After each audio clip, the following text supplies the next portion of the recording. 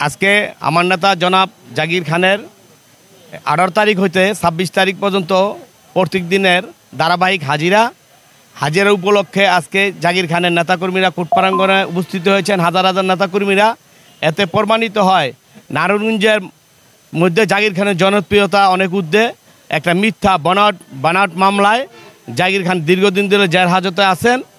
আমরা অতি দ্রুত জাকির খানের মুক্তি কামনা করছি এবং আমাদের আগামী রাষ্ট্রনায়ক জনাব তারেক রহমানের সোনার বাংলা গড়ার জন্য যে স্বপ্ন, সেই স্বপ্নকে বাস্তবায়ন করার জন্য রাজপথে অচিরায় জাকির খানকে প্রয়োজন।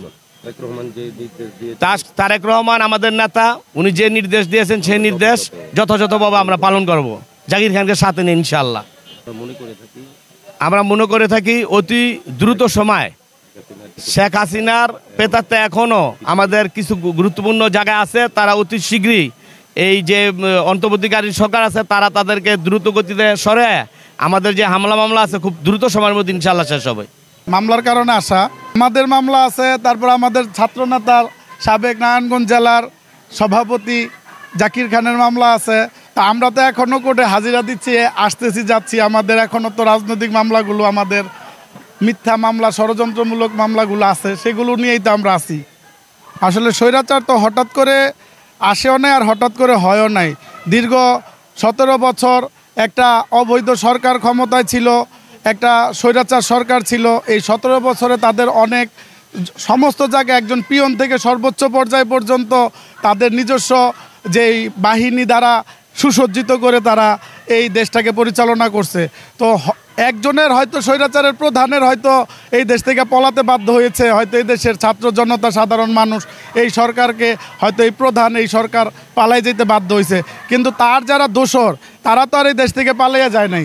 তারা একজন পিয়ন থেকে শুরু করে সর্বোচ্চ পর্যায়ে তারা আছে, তারা বহাল তবিয়তে আছে বিদায়ী আজকে পর্যন্ত আমাদের এরকম ষড়যন্ত্রমূলক মিথ্যা মামলা নিয়ে এখন আমাদের কোর্টে বারান্দায় ঘুরতে হচ্ছে। আপনারা সবাই অবগত আছেন, নারায়ণগঞ্জে আপামর জনসাধারণ নেতা, আমার নেতা আমার অহংকার জনাব জাকির খান দীর্ঘদিন যাবৎ একটি মিথ্যা মামলায় কারাগারে আছেন।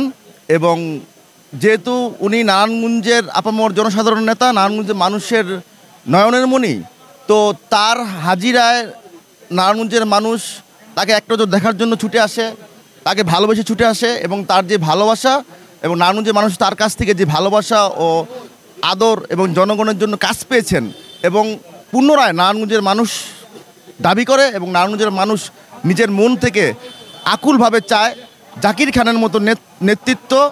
জাকির খান আবার ফিরে আসুক, নারায়ণগঞ্জের মানুষের নেতৃত্ব নেক এবং নারায়ণগঞ্জের মানুষের যত সমস্যা আছে সমস্যা উপকারে নারায়ণগঞ্জের মানুষের কাজে লাগুক, এটা নারায়ণগঞ্জের মানুষের দীর্ঘ বিশ্বাস। এবং সেই জন্য নারায়ণগঞ্জের মানুষ ওনার হাজিরার কথা শুনে মানে যাদের যত কাজকর্ম আছে সব কিছু ফেলে তাকে এক নজর দেখার জন্য এবং তার জন্য দোয়া করতে নারায়ণগঞ্জ কোর্ট প্রাঙ্গণে চলে আসেন।